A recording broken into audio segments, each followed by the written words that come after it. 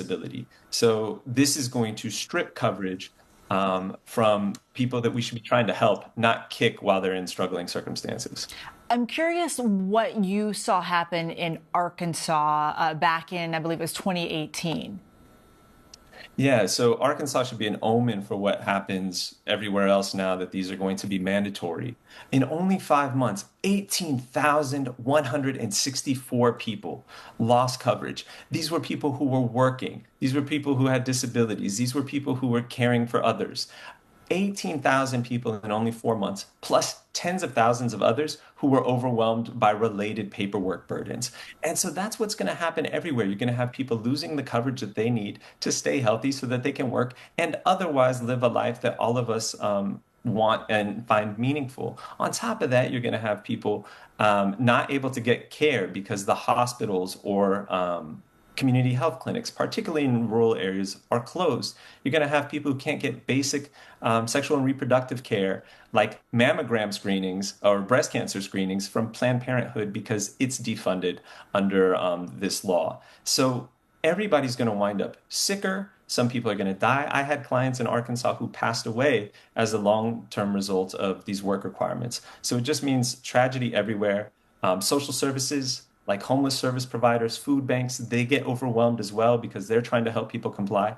People are going to die under an avalanche of paperwork, red tape, and other kind of administrative hoops.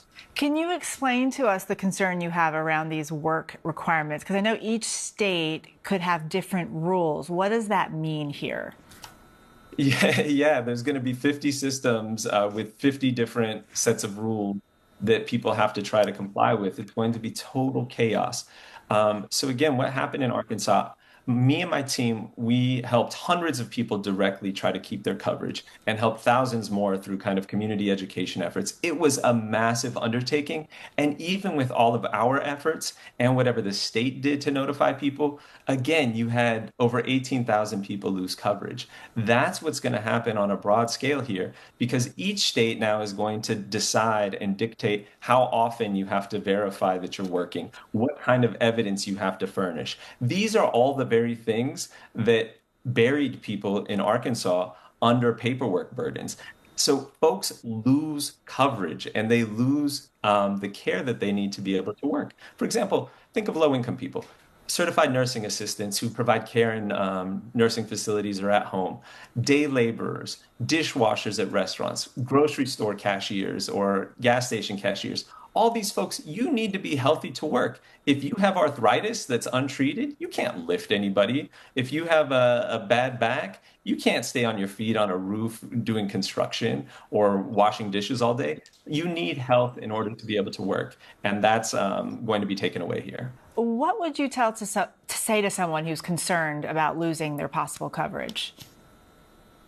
Remember this day and remember it with the fury in your heart and the heartbreak that I feel right now. My client communities are going to suffer. The people I care about are going to suffer. And you need to know that this suffering was inflicted by cruel, deceptive legislators who are intentionally and knowingly inflicting this harm on you. They're taking away your coverage. They're taking food off your table. They're taking access to care. They're making you drive farther and harder and get higher medical bills to live a basically decent human life. Remember this with outrage, fury, and heartbreak, and try to make them try to elect folks who are going to take a different path and walk this back and build out something much better and more just for everyone. Kevin, thank you so much for being with us today. We are now under the 2-minute mark left for time left to vote on this bill. Let's bring back in Jay O'Brien, who is live there on Capitol Hill. I know you've been chasing down lawmakers as they leave after they voted. What's the latest that's going on there right now? FYI, Molly just said. Yeah, it's a mixed reaction, Eva. So Thomas Massie, one of those hardline fiscal hawk Republicans who's often been a thorn for Speaker Johnson in these votes and, frankly, President Trump. And he's clashed with President Trump repeatedly before. It was unclear where he would go. Would he go no? Would he go yes? He went yes last night. He flipped to yes after flipping to no, actually, on the key procedural vote last night. But he's just cast a no vote. So if you look on your screen, you should see in the column of Republican nay votes just that number 1, unless that's changed since I last last look. That one is Thomas Massie at this hour. He said that the bill was just, quote unquote, not beautiful enough for him, Eva. We are now seeing 2 nay votes, Jay, in that Republican column. Yeah, so Eva, I have to kind of, all right, hold on. There's a second no in that column, Brian Fitzpatrick. So the second no is now Brian Fitzpatrick. So the first no is Thomas Massie. Thomas Massie was, again, that fiscal hawk Republican. The other no is Brian Fitzpatrick, who is completely ideologically different from Thomas Massie. He is a moderate Republican who's in a swing district, a district that was won by Kamala Harris in 2024. He has long expressed concerns about cuts to Medicaid and the changes to Medicaid that are made in this bill. He voted no on that key procedural vote last night. He was actually the only Republican that voted no on that key procedural vote last night. Our Isabella Murray, one of our producers up here on Capitol Hill, caught up with him as he was walking to the floor. He was taking a phone call, or said he was, so he didn't answer too many questions. But he did say, when he was asked how he would vote today, look at how he voted last night. So you've got 2 no votes at this hour on 2 opposite ends of the ideological spectrum in the Republican Party. Those conservative fiscal hawks in Thomas Massie, and then a moderate in Fitzpatrick from Pennsylvania. Again, it remains to be seen how this vote evens out. There was one more moderate that we were keeping our eye on. That was David Valadao of California. He has voted yes for this. Mike Johnson can only afford to lose 3 Republicans, and those that we have our eyes on, at least one of them broke yes. So the numbers are looking good for Speaker Johnson, but certainly he's got 2 no votes, 2 Republicans willing to defy both the Speaker and the President just for different issues here. And I don't know if you can see the clock, but it looks like the time has run out on the clock. And right now we have 2:16 in the yay column and 2:14 in the nay column. Yeah, so I'm here on the steps of the Capitol, so I don't have a monitor, but let me just pull up my phone. Forgive me, guys, the magic of live television.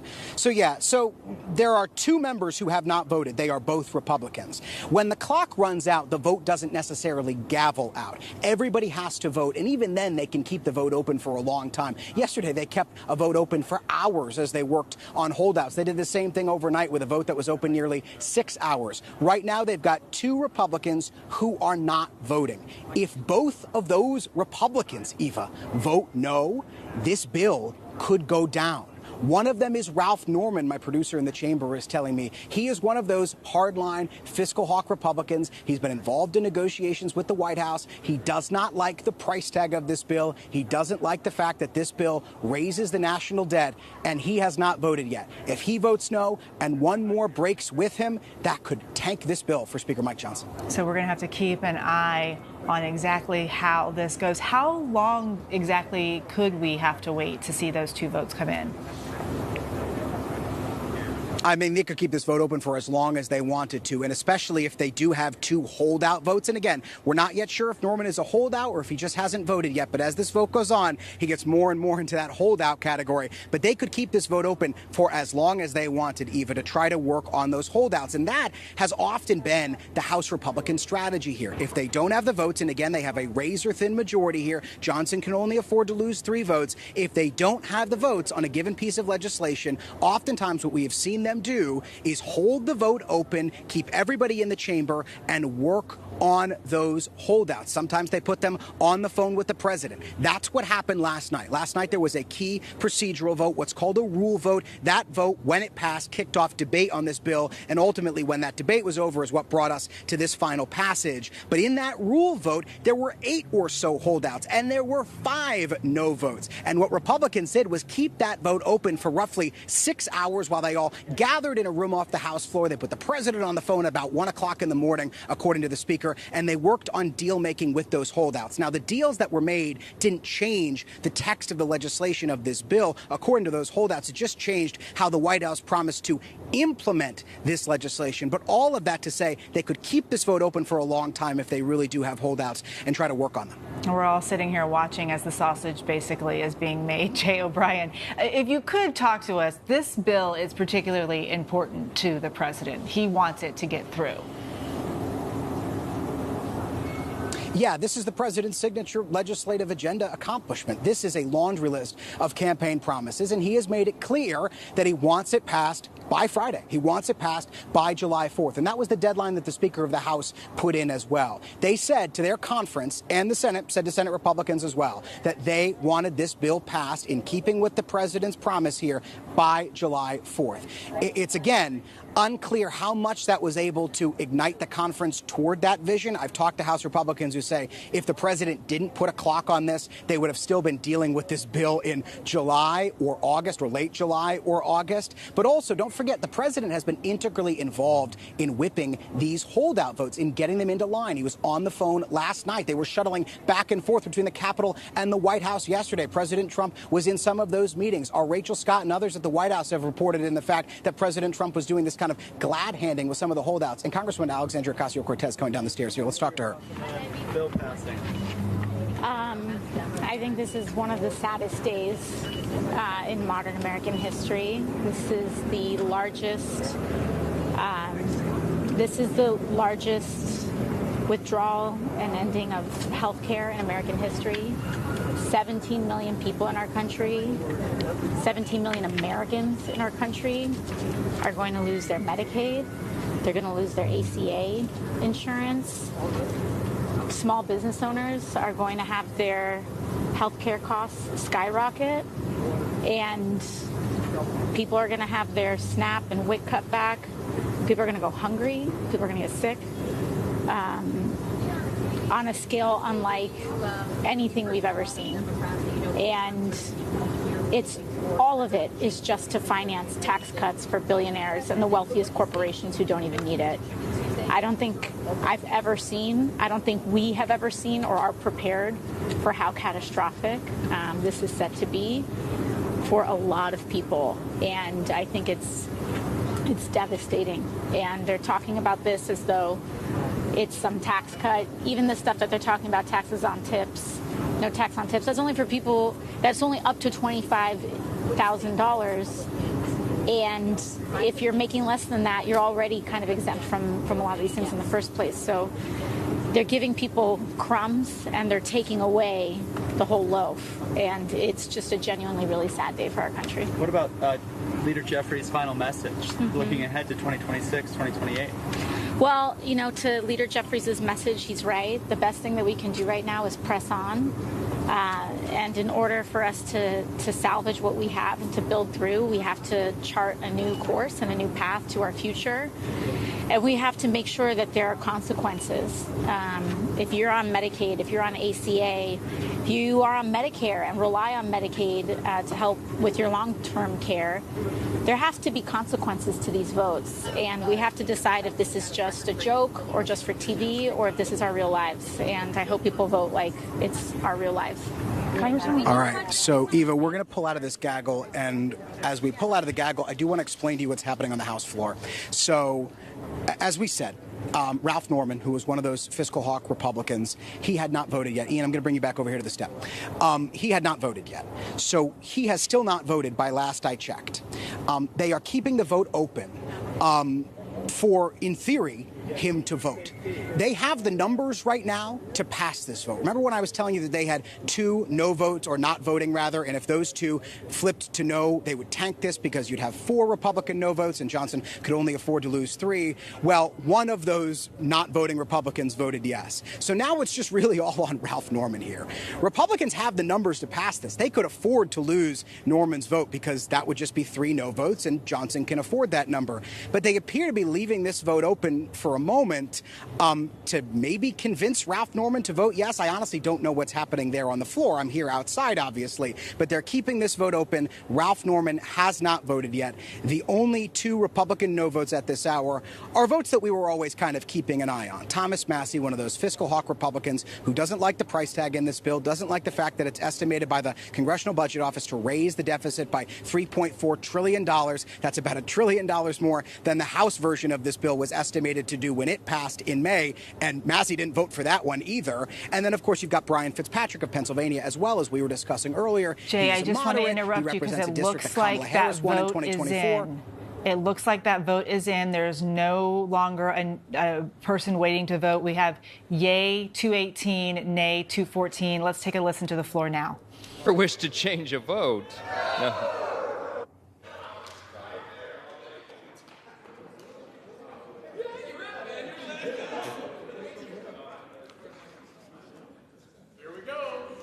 On this vote, the yeas are 218, the nays are 214. The motion is adopted.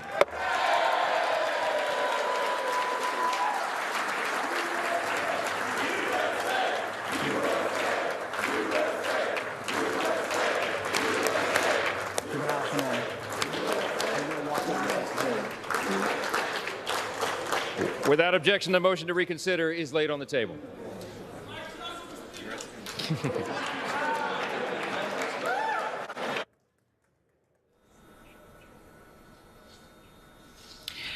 We have just watched the House vote, that final vote on this bill. It has passed the number 218 to 214. The vote passes this bill. It will go through. We had our Jay O'Brien there outside talking to the legislators as they were leaving the floor there. We also saw Hakeem Jeffries now breaking the record there on the House floor for the longest time on the floor speaking, trying to delay this vote. But ultimately, the vote carries. The yeas have it 218 to 214. Let's take a listen again to what they're saying now there on the House floor. 98, Senate 257, that the Senate agreed to relative to the death of Frederick W. Smith, Senate Resolution 308, Appointments, Board of Visitors of the U.S. Military Academy. Signed sincerely, Kevin F. McCumber, Clerk. Do what I have to do? To Clause 13 of Rule 1, the House stands adjourned until 10 a.m. on Monday, July 7, 2025.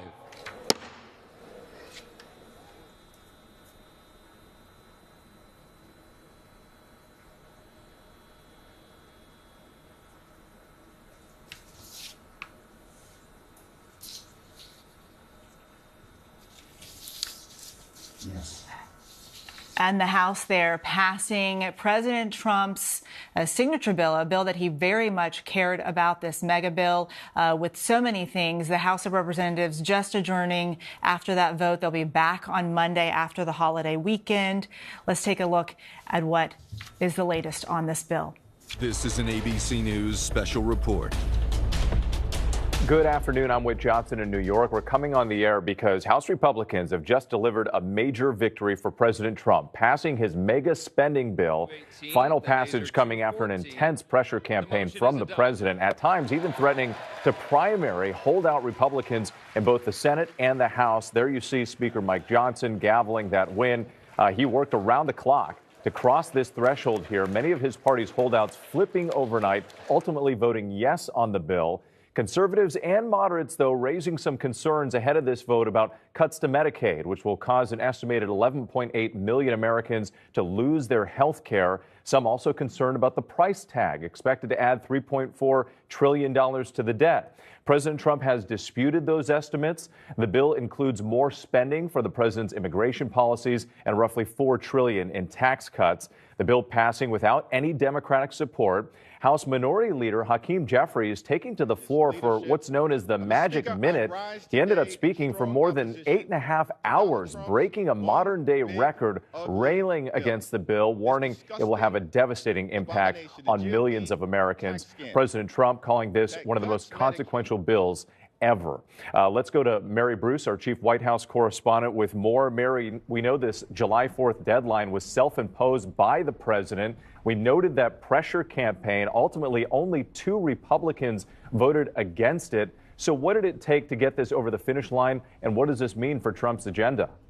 Well, Whit, there is no question. This is a massive victory, a huge win for President Trump, by far his biggest legislative victory so far in his second term. But this did not come easy. The president and Speaker Johnson had to put down a Republican revolt. This took a lot of arm twisting, cajoling, and haggling. The president deeply involved himself. He's been working the phones over the last 24 hours, even meeting here at the White House with the holdouts in person. Whit, at one point, he was even handing out Trump merchandise and swag. And of course, the president president was willing to give them assurances, especially about, how this bill will be implemented. But he also warned that there would be consequences for any Republicans who opposed this. We have heard him in recent days and weeks say that he would primary anyone who got in the way of his agenda. So those Republicans who voiced concerns, one by one, we saw them caving and falling in line over the last 24 hours, despite many of their objections and concerns over what this bill would do to the debt, the $3.4 trillion it's projected to add to the debt over the next decade. Their concerns about what this would mean for Medicaid recipients, the estimated 11.8 million Americans that could lose their health coverage because of this bill. All of them, except for two Republicans, falling in line. Now, this is the cornerstone of the president's agenda. You can guarantee there's a lot of celebrating here at the White House right now. In addition, of course, to what this does for taxes, cutting roughly $4 trillion in taxes, mostly for the wealthiest Americans. It also includes more funding, as you mentioned, for immigration enforcement and border security. It also fulfills some of his campaign promises to eliminate taxes on tips and overtime. But now that he has sold Republicans on this, the president now has to go out and sell the American people on this bill, and it starts tonight with a big speech he's giving in Iowa. It sure does, Mary Bruce. And again, as you illustrated, also points out the amount of power that he holds over the Republican Party. Mary, thank you once again. Let's go to ABC's congressional correspondent Jay O'Brien on the Hill. And Jay, I want to talk about the Democrats here because House Democratic leader Hakeem Jeffries, we talked about that marathon, that record-breaking speech on the House floor. He warned all of us that he was going to take his sweet time. He said he felt obligated to do so. But Democrats were powerless. They just didn't have the votes. So what message was he hoping to send here? Exactly right, Whit. Jeffries spoke for 8 hours and 44 minutes, breaking a record for longest House floor speech that was previously set by Kevin McCarthy, who was speaking at the time in opposition in 2021 to a Biden-era piece of legislation. Democrats elated by his speech, but ultimately, as you said, they did not have the votes to block this bill. They are not in the majority. Speaker Johnson, though, he had his work cut out for him. He could only afford to lose 3 Republicans. As Mary said, he lost 2 on 2 different ideological sides of his party. One is Thomas Massie, who's a fiscal hawk who did not like the price tag of this bill. The other is Brian Fitzpatrick, a moderate Republican who represents a district in Pennsylvania that Kamala Harris won, who has long expressed concerns about cuts to Medicaid. Ultimately, though, those are the only 2 Republican no votes that Johnson loses. And this is the culmination of a months-long process, not just for Speaker Johnson, not just for President Trump, but congressional Republicans writ large. Multiple marathon into-the-night votes in both the House and the Senate, backroom deal-making, and, frankly, drama and dysfunction in their party on full display in both of these votes. But they pull it off, and they pull it off right before that self-imposed Friday, July 4th deadline from the president. A long night on Capitol Hill, and Jay, I know you're awake through most of it. We appreciate you and the entire team. Thank you. Once again, our breaking news right now, the House passing President Trump's sweeping spending bill, that big, beautiful bill. We're going to return you now to regular programming. Of course, our coverage does continue on ABC News Live and abcnews.com. And then I'll be right back here with the entire team for World News Tonight. I'm Whit Johnson in New York. Have a great day. This has been a special report from ABC News. A major victory for President Trump, his mega bill passing in the House, the votes just happening. For more, let's bring in Chief White House correspondent Mary Bruce, Capitol Hill correspondents Lena Wang, and Washington Bureau Chief Rick Klein. Mary, let's start with you here. The president, this really mattered to him, getting it across the finish line. What was he doing in those final hours to make sure that would happen today? Even the president doing literally everything he could to get this across the finish line. He's been working the phones. He met here in person at the White House with many of these Republican holdouts. At one point, he was even handing out Trump merchandise and swag, signing, autographs for some members, literally pulling out all of the stops. And this is now a huge win for the president and for this White House. In fact, his press secretary just responding on social media in one word: victory. This is the cornerstone of his agenda. It is a sweeping, massive package of tax cuts, mostly for the wealthiest Americans, and increased funding for things like border security and immigration enforcement. It also, of course, to pay for all of this, slashes Medicaid. Some estimated 11.8 million Americans could lose their health coverage because of this. And it also reduces food assistance for some of the poorest Americans. But it allows the president to deliver on some campaign promises, like eliminating taxes on tips and overtime. And you can be sure that the president is going to want to come out and celebrate this. It shows not only his agenda and really puts his stamp on Capitol Capitol Hill, but it also shows the power that he has over his own party, because certainly there were a lot of Republicans up on the Hill who did not like this bill, didn't want to support it, and yet have done just that. There are many up there who voiced concerns about what this does to the debt, were concerned about those Medicaid cuts, and yet they fell in line and they caved because they were given assurances by the president himself, and also because the president promised that there would be consequences. He was vowing to primary anyone who got in his way. As if we needed another example, this now goes to show the power that President Trump has over this party and the grip he has on Washington, Eva. And let's bring in Rick Klein. Rick, you know, he did get the majority of the Republicans to vote for this bill, but two people did not fall in line. What does this tell us about kind of where the Republican Party is right now? It's really interesting because there were only two at one level. You say, wow, what an astounding achievement. There were no Democrats, 0 Democrats voted for this, and all but 2 Republicans in the House. But they represent different sides of the ideological spectrum. One represents a suburban Philadelphia district that was actually carried by Kamala Harris. This was Congressman Fitzpatrick. His concerns around this had to do primarily with Medicaid cuts and with the fact that so many of the tax cuts would benefit wealthier Americans. He was not comfortable with doing this. The other no vote was Congressman Thomas Massie of Kentucky. And he's an interesting one because he actually comes from the other direction. He doesn't think this does enough to control the deficit and the debt. He was citing the numbers that the Congressional Budget Office and others talked about how this would contribute to spending, lifting the debt ceiling, not forcing Congress to confront the spending issue that so many Republicans have railed against for years. Massie was not a surprise. He had said for weeks that he was a no on this. Trump had been threatening and openly courting Republicans to run against him. Fitzpatrick a little bit more so because there were several moderates who were in that same camp, and there were many, many conservatives who were threatening up until the last couple of hours to potentially vote against this, maybe have the Senate reconsider it. Ultimately, as Mary just reported, Trump's sway was paramount. He was able to muscle this through by the barest of margins, and it is an astounding moment, even I think one we're going to long remember. This is the biggest achievement he's likely to have legislatively during his second term that he has in office. It also may be remembered politically for the seeds that it plants. So many Democrats, and you heard it in the speeches from the last couple of hours, are confident that when the American people see the impacts of this, see what it means for Medicaid spending, see what it means for SNAP programs, what it means for food assistance for the poor, they are going to say this is not what we signed up for, this is not what we wanted. It is a heck of a gamble, and it is a huge victory for Donald Trump. Jay O'Brien, who's there on the Capitol Hill for us. Jay, I know that they were really careful. They didn't want to change the language of this bill in order to get it through. How was the president and how was the speaker able to get this across the finish line with just phone calls?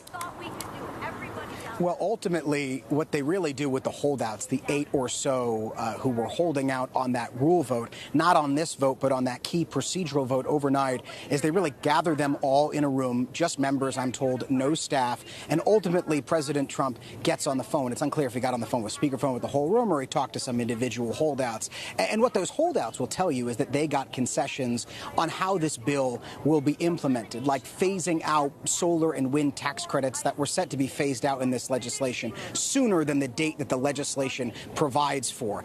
That's very much unclear because, to our knowledge, it's not in writing, or at least no one's seen anything in writing to these promises. And obviously, as you said, they didn't change the text of this legislation, because if they did, they would have either had to send it back to the Senate for the Senate to pass again. And we saw how difficult that was for the Senate and that overnight vote, and Lisa Murkowski with that outsized role and able to hold up that process and extract concessions both for Alaska and for her ideological priorities like SNAP and Medicaid cuts in the bill that she wanted to blunt the impact of onwards and onwards. Or if they had rewritten it, then the House and the Senate would have had to get in a room and reconcile the differences between their two pieces of legislation, which Mike Johnson said he was not interested in doing. So they had to move those holdouts without making significant rewrites. And one of the things I can tell you, Eva, over the course of this process is House Republican leadership sources were telling me the final message that they planned to deploy, and by the way, they deployed it over the course of this process as well, but they really planned to hit it home in those final hours of this vote, if there were holdouts, is do you want to stand in the way of President Trump's agenda? And in the words of one aide, do you want the president to, quote unquote, name and shame you? So that was what House Republican leadership say they were prepared to do if they really had a significant holdout grouping. And again, they break through those holdouts overnight. Most of them flip. Only one votes no. He also votes no on this vote again today. And then they lose Thomas Massie, that fiscal hawk conservative, who they frankly had always intended to lose in this this vote. Mary, we saw House Republicans there cheering and chanting on the House floor after this bill passed. Are we hearing anything yet from the White House about their reaction? Not yet, besides that one-word response from the White House press secretary just saying victory. But I suspect we will be hearing from the president in one way, shape, or form coming up. He does have a speech tonight in Iowa, and then we know he has said he intends to sign this tomorrow. The president, not only did he have to get Republicans on board with this, but now he also has to sell the American people. Because as we have heard from Democrats, they are very optimistic that politically this is going to benefit them come the midterms. We have also seen in some early polling that a lot of Americans don't support what is in this bill. So the president now has to go out and sell this. And so I think tonight in Iowa, you are going to see a victory lap. You are going to see a triumphant President Trump, but you're also going to see the beginning of a real sales pitch here to convince the American people that this bill is ultimately going to benefit them. And Rick Klein, what does selling a bill look like to the American public? I'm really curious. Well, look, this president sells things like none other. Typically, we've seen it with previous presidents. You may do a bit of a victory lap where you visit some key congressional districts and you champion the effects. This president's going to do it a little differently. He's going to be tonight at an early 4th of July celebration in Iowa that's also tied to the America 250th celebrations that are going to envelop so much of the next year. We're expecting him to sign the bill on the 4th of July, according to his Treasury Secretary. So that signing would happen tomorrow. A lot of the selling is going to be the megaphone of Donald Trump. He engages with microphones and cameras all the time. I'd expect we're going to hear and see a lot on Truth Social. We'll see a lot in speeches. I'm curious if he follows up on his threats against Republicans who oppose this, because there were a small handful, of course, a couple in the Senate, a couple in the House as well. Elon Musk has made noises about potentially supporting those folks who went against this bill, although he quieted his volume in the last couple of days. Donald Trump has a way of selling things to his party and ultimately to the country that really is unlike any other. Curious to see what the Democrats do in terms of their salesmanship, because it is a feat for them to be as united as they were. There's a lot of things in this bill, frankly, that they would like. The idea of no taxes on tips as part of this bill. Lower taxes in general. That's something that Republicans are going to go out and champion. But look, Republicans at this moment are united, at least in this vote and at least on paper. As we've reported, so many of them have been skeptical about the true impact of this bill. They are hoping and expecting that Donald Trump is able to explain this to the American people in a way that will redound to Republicans' benefit, that will return the vast majority of those Republicans who just voted for it to office in the midterms next year. And we're looking now at House Republicans taking basically a victory lap here on getting this bill through. We're waiting for the House Speaker to take the floor to speak. Jay O'Brien, what are you hearing, though, from legislators as some of them have left the building now? Look, it was a long time coming. First and foremost, Eva, they're tired. They didn't sleep most of the night. Neither did we. But we did catch up with Thomas Massie, who was one of those no votes. It was unclear where Thomas Massie would go today. Would he vote yes because he voted yes on that key procedural vote last night? Or would he vote no because he's opposed this legislation at pretty much every turn except for that procedural vote last night because he doesn't like the price tag of this and that estimate from the Congressional Budget Office that it would raise the federal debt by $3.4 trillion.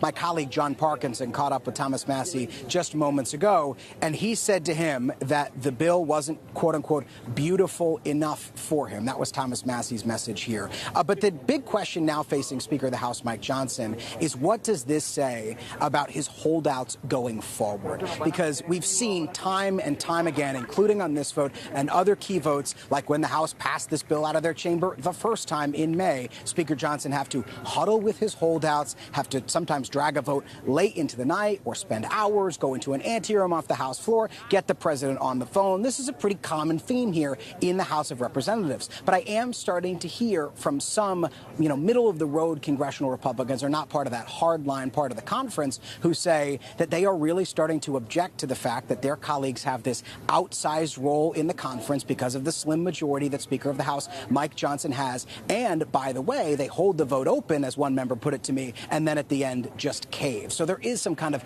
discontent among some House Republicans for some of their more hardline colleagues right now. That often happens after votes like this, and then everybody goes home for a recess like they will over the 4th of July holiday and kind of forgets about it. But it is a point of discontent in the conference right now, the fact that just a handful of members can cause this amount of chaos.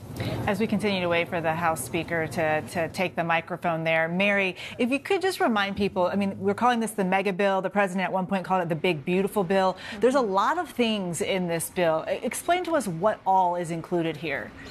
Yeah, there really is a lot in this bill, and it says a lot about the president's priority. This at its heart is a tax cut and spending bill, right? It provides roughly $4 trillion in tax cuts, mostly for the wealthiest Americans. It also includes new funding for immigration enforcement and border security. And as we've been saying, it fulfills the president's campaign promises to eliminate taxes on tips and overtime, something that has some bipartisan support, as Rick was mentioning earlier. It also guts Biden-era clean energy initiatives. It allows those electric vehicle tax credits to phase out. That's one thing that the president thinks caught Elon Musk's ire as he was ripping into this bill in recent days and weeks. But to pay for all of this, of course, it slashes Medicaid. An estimated 11.8 million Americans could lose their coverage because of this bill. It also reduces food assistance for poorer Americans. And this is why a part of the central argument that Democrats are making is that they say that this is a bill that benefits the wealthy and costs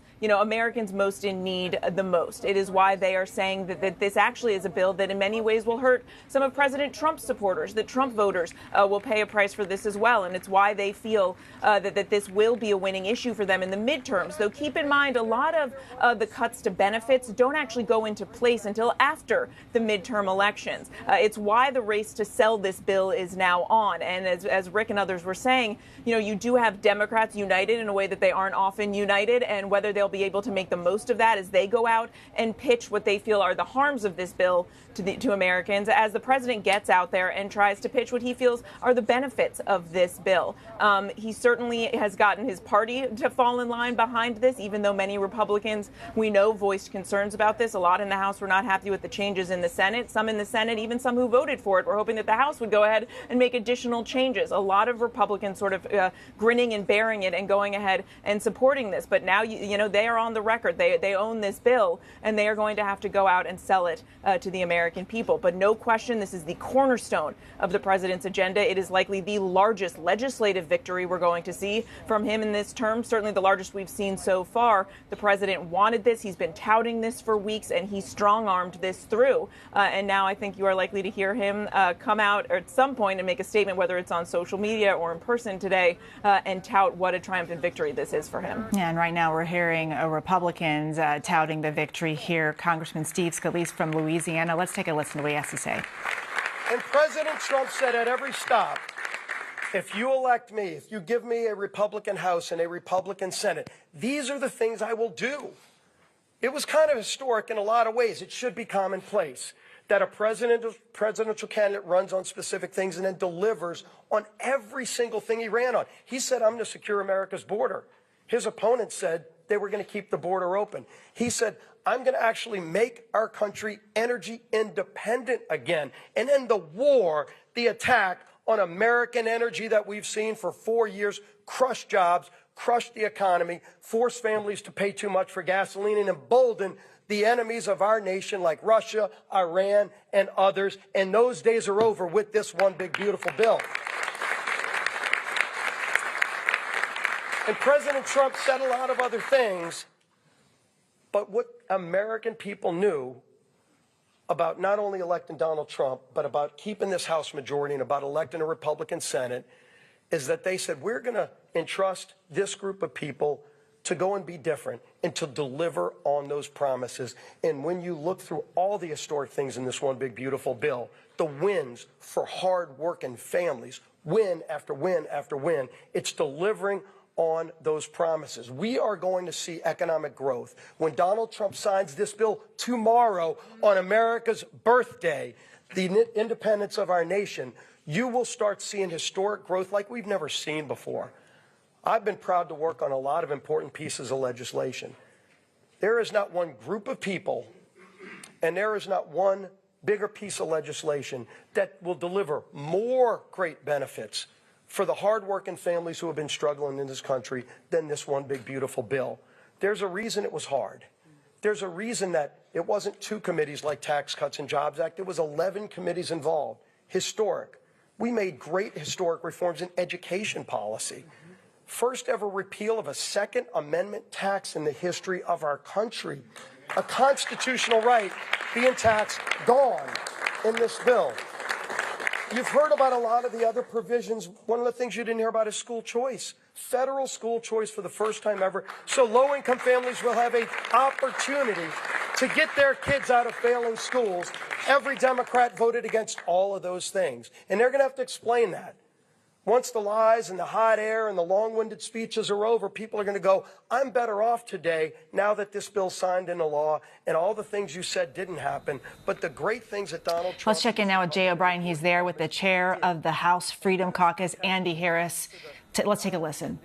Package, the significant agreements we got with the administration in the last 24 hours made this package a much better package than the bill on it. But you were saying a day or so ago that you wanted the Senate to come back in and to rewrite this bill. That's right. Why did you change? Because we got a package that I think would have turned out better than what we would have gotten had we sent this bill back. But is that caving? Winning is caving? Well, if winning is caving, then I guess we caved. Mr. Chairman, can you tell us what kind of deal, what kind of concessions were made? No, just that when you put them all together into the package, it was a much better package than the Senate package alone, or what would have come back from the Senate if we had sent it over to the Senate. And remember, this process has been going on since January. When we started, what was on the table was $300 billion in spending reduction. We, by holding to what the Freedom Caucus has done for the last 10 years, which is make deficit reduction a primary motive, we achieved $1.5 trillion, and that doesn't include the agreements we came to last night that will further reduce spending outside the framework of the bill. Again, there are so many ways that we have affected this process, culminating in the agreement last night that I think put this package together and said, yeah, this is a very good Republican product. It's going to move the president's agenda forward. It's going to actually seriously deal with spending and, of course, not provide a tax increase for middle-class Americans. Are these agreements in writing? No, yesterday. That's right. And after some meeting at the White House, all of a sudden there were a bunch of people who were yes. The public can read the bill, but the public has no idea what got you all from no to yes. So is it? That's right. So I mean, what would you say to people who are wondering how you changed? They know the reputation of the Freedom Caucus. The reputation is we've been fighting for fiscal restraint for 10 years now, and we were not going to move off that dime. We were going to oppose the bill. I was going to vote no for this. Without these agreements we came to last night, I was a hard no on this bill. These agreements are significant. It'll become obvious over the next few months how we've got the administration to move in a direction that mitigates a lot of the issues with the Senate bill. Are these agreements in writing? Mr. Chairman? Executive actions. The public is going to have to wait months for this, then? I think. Let's now listen to House Speaker Mike Johnson there addressing this victory for the Republican Party on the mega bill. Listen, I'm not going to give you a long speech. A lot has been said today, and these people are exhausted. A couple of us quite literally haven't slept in 2 days, so I'm a danger to myself and others right now. I'm not going to speak off the cuff. I'll just say this. I mean, many of you have asked me this question in the hall over the last couple of days. But when it looked like that we might actually deliver this thing, particularly this morning, how did you know? I mean, what kept you going? Why did you think this was possible? You guys made an audacious plan. You brought the most comprehensive, complicated piece of legislation, probably, arguably in the top 2 or 3 in the history of the Congress, with the smallest margin in U.S. history, which we had for a big chunk of the first 100 days. And you put this audacious timeline. You said you were going to pass it out of the House by Memorial Day. I mean, some of you openly laughed at me when I said that back in early February.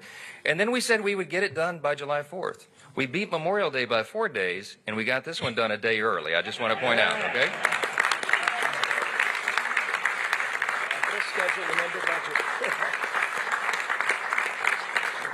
So the question was, I mean, why? Why did you do that? Why did you think that was possible? Because it sums up. I would sum it up with one word. It's belief.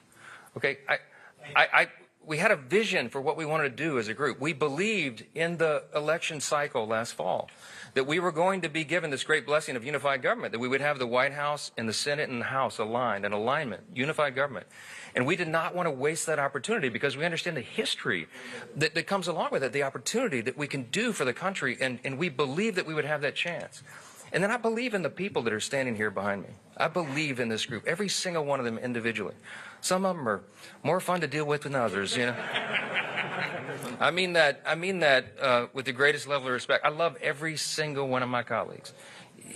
You know, even the ones I got to spend the more time with, right? Because everybody's here. Their motive is right. Their heart is right. They're trying to do right for their constituents. They're trying to serve the greatest nation in the history of the world that we're going to celebrate tomorrow. We don't take that lightly.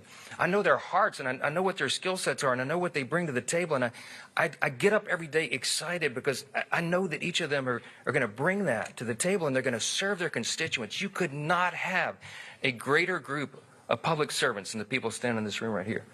They will give their all for this country. And man, that's what the framers intended when they put this thing together 249 years ago.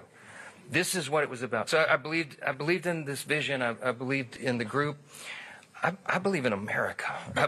I believe we have the greatest nation.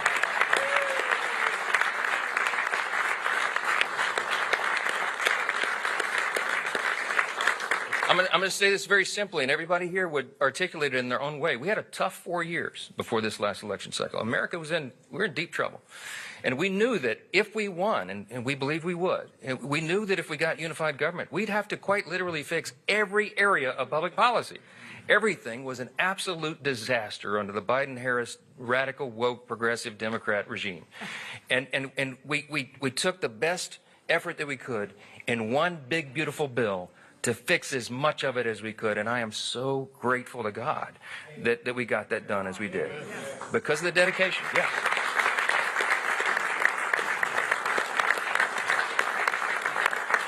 Lastly, it's no secret, I do believe in God. I believe in that motto that's up that I referenced in the floor speech a little while ago. I believe that is what has made our nation the greatest in the history of the world. And some people shake their heads and they think that's old-fashioned or something. That is a fact. When the framers put this together, they stepped out in faith. They did something that no nation had ever done before. The great statesman, philosopher G.K. Chesterton of Great Britain said, America is the only nation in the world that was founded upon a creed. And he said it's listed with almost theological lucidity or clarity in the nation's birth certificate, the Declaration of Independence. We hold these truths to be self-evident, that we recognize, we boldly proclaim the self-evident truth that our rights do not come from the government. They come from God himself. He's the one that gave us our rights. That's right.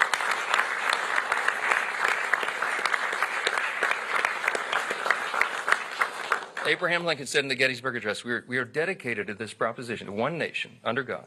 A government of the people, by the people, for the people shall not perish from the earth. This is an experiment. It's only 249 years, y'all. That's not a long span of time in human history. It's just a blip on the whole scale of human history. It is up to us to save it. It's up to the duly elected representatives of the people to come here and represent. And it's up to every single one of us, of the people, by the people, for the people, all of us. So you got to be engaged, and we got to pass this along to the next generation. Reagan reminded us, freedom's not inherited in the bloodstream. It's got to be protected. It's got to be fought for. It's got to be taught to the next generation, so that they will have the same liberty, opportunity, and security that we have all known and too often take it for granted. So I just want to say, we're going to get to the main event here. We're about to sign this bill and get it over to the White House, okay?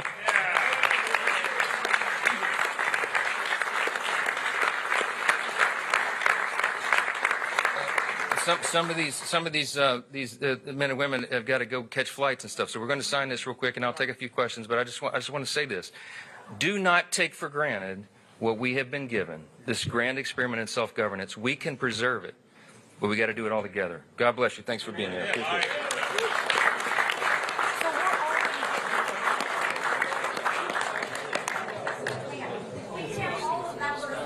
The House Speaker there just speaking after the House passed that mega bill. Very important piece of legislation to President Trump, now signing that bill so they can get it over to the White House. Let's bring in our senior White House correspondent, Selena Wang. Are we hearing anything yet from the White House, their reaction to this passing?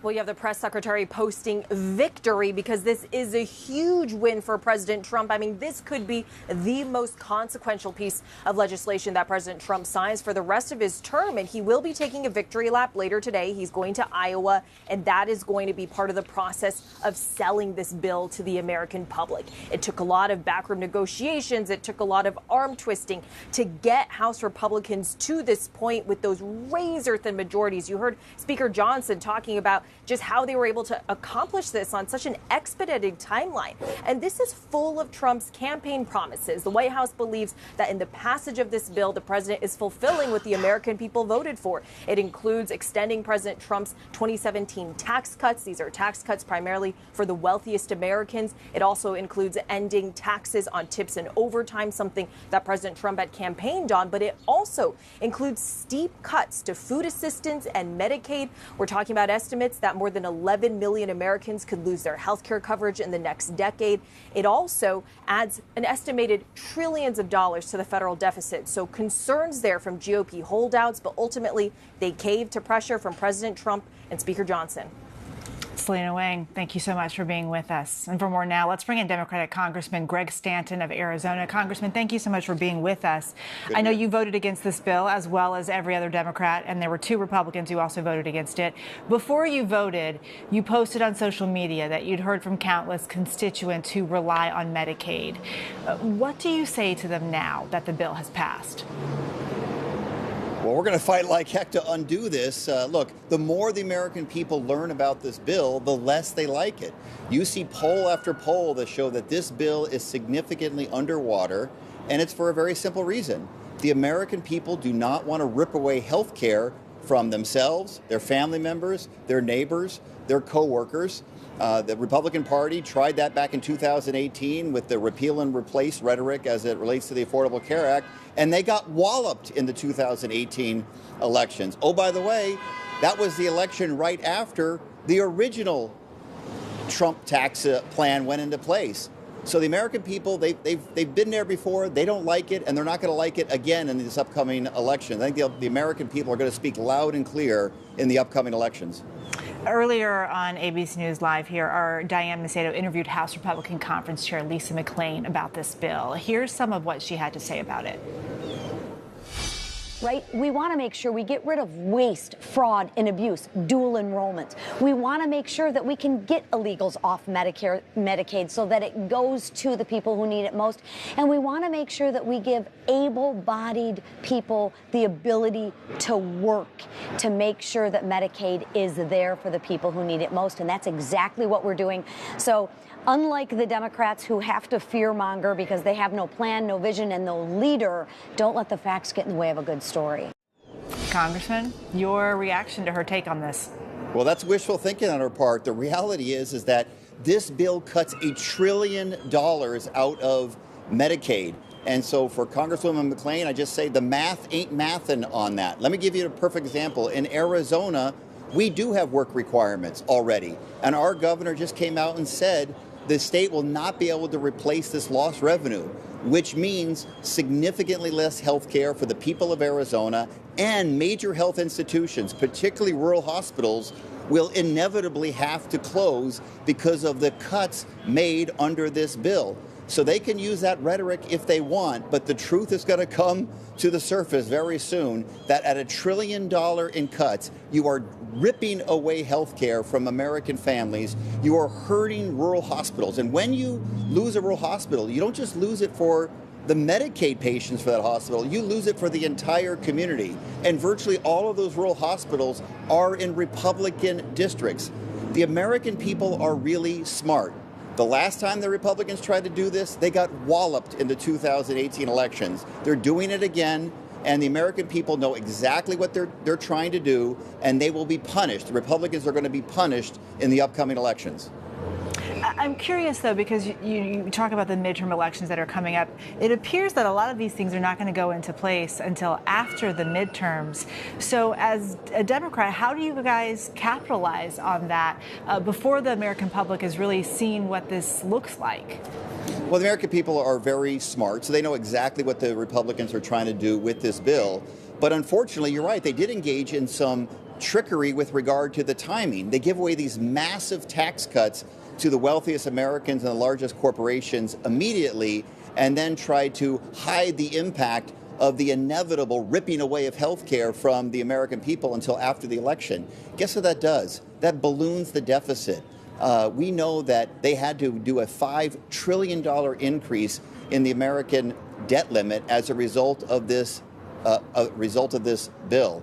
We know that's going to increase the cost of debt financing when they have to take on that new debt borrowing. So that's going to have a devastating impact. The cost of debt is going to go up. It's going to squeeze out so many other priorities. We know this bill is going to have a devastating impact on Medicare, because when you raise the deficit to these levels, it kicks in automatic sequestration, which directly impacts Medicare to the tune of $500 billion.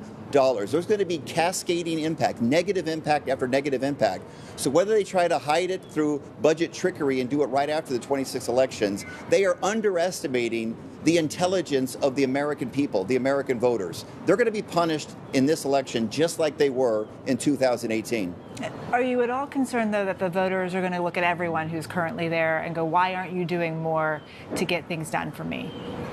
Well, look, we are being challenged as Democrats by people in our base saying you've got to do even more. It's the exact reason why House Democrats formed a litigation group in which we are directly involved in litigation against this president every time he acts beyond the boundaries of his office. He thinks he is an authoritarian. He wants to be a king. We have an obligation, American people, not to let that happen. The founding fathers wanted equal branches of government, and we are in the fight, engaging in that, to push back against this president who thinks he can run roughshod over both Congress and the judiciary. Congressman Greg Stanton, thank you so much for being with us today. And we're getting a new read on the state of economy. The U.S. added 147,000 jobs in June, better than what analysts were expecting. The unemployment rate also ticking down to 4.1%, a near historic low. Those numbers surprising because they show a strong job market despite uncertainty over President Trump's tariffs. Our business correspondent, Alexis Christoforous, has all the details. Alexis.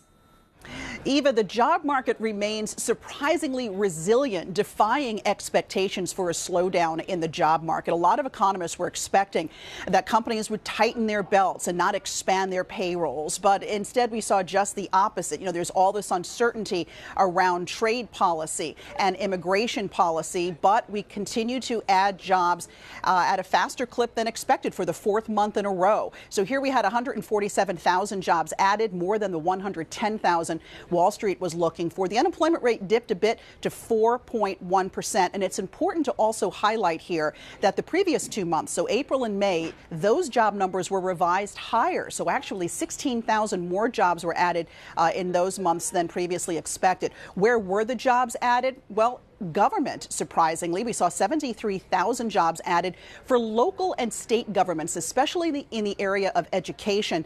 Federal jobs, though, saw a loss of about 7,000. Again, that's because of the ongoing cuts we saw due to the Department of Efficiency under Elon Musk.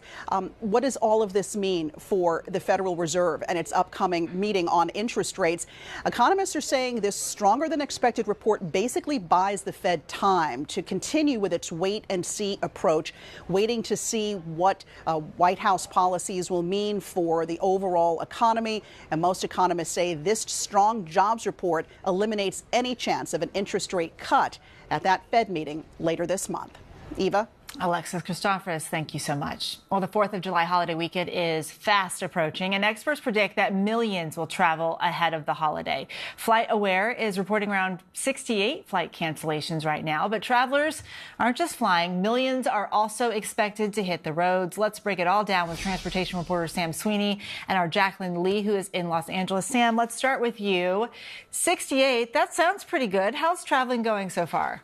It's going really well so far. 68 is nothing compared to the grand scheme of things. We're talking about more than 50,000 departures today. So if you have 68 cancellations, you're having a pretty good day. Compare that to just 2 days ago when we had 1,600 cancellations. That's when those storms moved up the Northeast.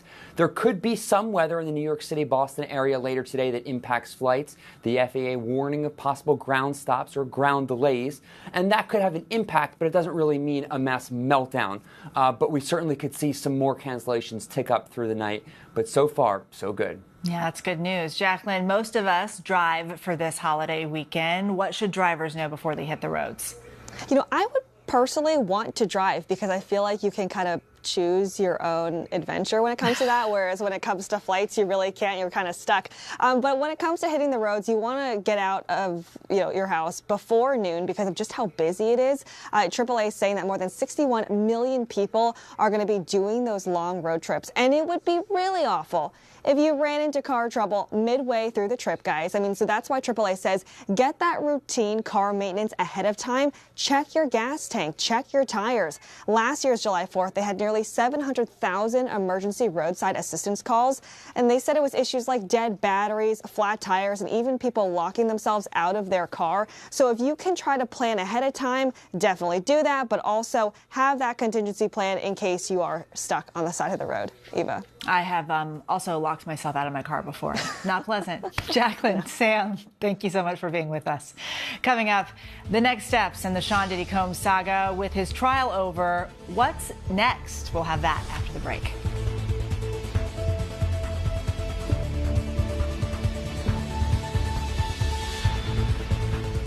I'd never seen that many skeletal remains. Thousands. It's a serial killer case. This killer, he's the Dahmer you've never heard of. More and more men are going missing, and then the lead broke the case open. They discovered the farm. The whole place was so bizarre. There were mannequins, almost like it was a club. I felt the presence of evil. The largest number of unidentified human remains, second only to the World Trade Center. Not many people live to tell about their involvement with the serial killer. Everything we know about this case comes from you. Absolutely. Let's not do that. Ooh, I'm sorry. Never before a face-to-face interview with a camera. Why now? Let me ask you, am I the evil culprit, the accomplice? I'd like to know how the audience views me. The Fox Hollow Murders, Playground of a Serial Killer. Only on Hulu. Amanda Riley was a mother, wife. Everybody loved her. I heard the words, "You have stage 3 blood cancer." We gave our hearts, our prayers. We thought she was God's gift, but she was a liar. Why would somebody fake cancer? There's all these pictures of her in the hospital with IVs, tubing. It was only a matter of time until Amanda's whole world came tumbling down. Oh my God! Scamanda. All episodes now streaming on Hulu. You, me, Thursday night. Press Your Luck returns. Here we go with this, man. Bam! With big bucks. Big wins. Designer handbag. Airstream trailer. Let's go! And big whammies. Oh, you're not invited. Press Your Luck. New episodes return July 10th on ABC and stream on Hulu. Get this, people. Now we're streaming every weekend right to you. With an all-new show, an all-new View, special for the weekends. Now you can catch The View 7 days a week. I wonder if you can handle it. It's the Weekend View.